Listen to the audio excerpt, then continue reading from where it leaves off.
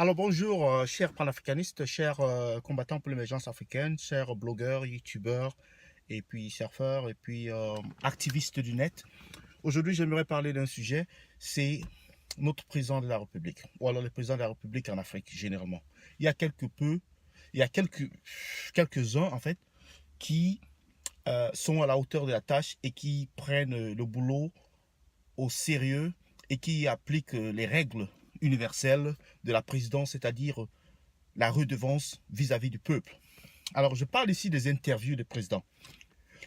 Nous, particulièrement au Cameroun, nous avons un président qui ne fait pratiquement pas d'interviews.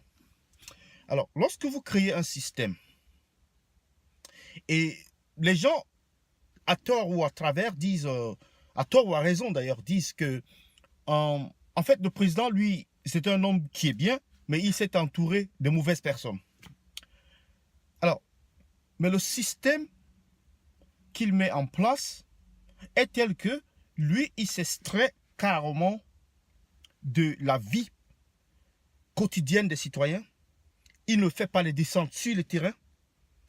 Il ne fait pas de conférences de presse où des journalistes peuvent lui poser des questions réelles qui vraiment pertinentes pour son peuple, qui vraiment sont des problèmes actuels. Et en tenant ce genre de conférences de presse, le président se rendra compte de beaucoup de choses. Par exemple, que tel ministre a fait ceci, par exemple, que tel maire ici a fait cela, par exemple, que telle personne qu'il a commissionné ou bien qu'il a mandaté pour faire ceci n'a pas bien fait son travail, et répondre aux questions. Ça, c'est la démocratie, ça, c'est la base même de la démocratie. Comment est-ce qu'un président peut carrément éviter tout débat, toute conférence de presse et s'en tenir seulement au discours traditionnel, c'est-à-dire le 14 février, c'est le 14 ou c'est le 11 février? Le 11 février, le 20 mai, le 31 décembre, voilà les 3 apparitions du président de la République au Cameroun. Il est un être extrêmement rare. Est une denrée extrêmement rare. Et tellement il est extrêmement rare qu'il est aussi détaché de la réalité même sur le terrain. Il ne connaît pas son degré de popularité ou pas. On lui rapporte qu'il est populaire et il le prend ainsi. Il ne suit forcément que des médias pro-gouvernementaux, ça veut dire que la CRTV peut-être, et puis les chaînes comme Vision 4 peut-être, et puis leurs arrière-enfants, c'est-à-dire leurs nouveau-nés, Canal 2 peut-être, mais réellement, il est détaché complètement de la population qu'il gouverne.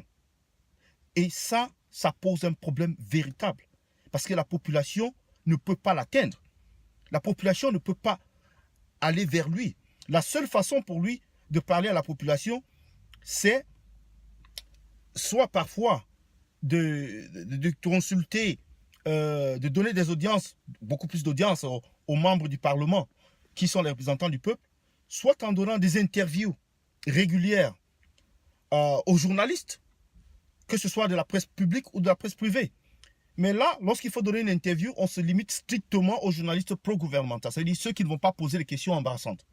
Il ne va pas poser des questions, par exemple, sur les ordinateurs ou des notebooks qu'on a achetés. Il ne va pas poser des questions sur l'argent qui a été dépensé, sur le prêt. Il ne va pas poser des questions sur le concours de l'ENAM. Pourquoi est-ce que les enfants du président ont fait le concours? Est-ce qu'ils ont fait l'oral? Parce qu'il y a des morts même qui ont passé. Donc, ça veut dire que s'il y a des morts qui ont passé, les vivants, eux, c'est tout à fait normal qu'ils passent.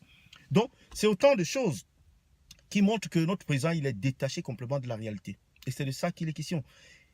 Et c'est pour cela qu'on a besoin d'un leader qui est proche de son peuple, qui écoute son peuple. Parce que s'il était proche de son peuple, d'écouter son peuple, c'est que même le problème anglophone, il l'aurait su depuis très longtemps. Mais on lui dit des choses. Mais lui, il s'entoure des gens et il n'écoute que ce que ces gens-là lui disent. Il est le responsable de sa propre chute, il est le responsable de ses propres problèmes. C'est-à-dire du pourrissement de sa gouvernance ou bien de la déchéance de sa gouvernance, de la chute de son régime. Il a lui-même bâti les bases de cette chute parce qu'il a placé des gens qui lui rapportent des choses et il ne va pas vers la population. Donc sur ce, je vous quitte et puis j'attends vos vidéos, j'attends vos remarques, vos commentaires, partagez et bien sûr commentez vous pouvez donner des idées par rapport à ce que vous pensez de la situation, de manque de conférence de presse du président de la République. C'est pas seulement le ministre de la Communication qui doit tenir des conférences de presse. Ok, ok. C'est pas seulement le ministre de la Communication qui doit tenir des conférences de presse, mais il y a également le président de la République qui se doit de, n'est-ce pas, de répondre à la population, de répondre au public. Et c'est bien de cela qu'il s'agit.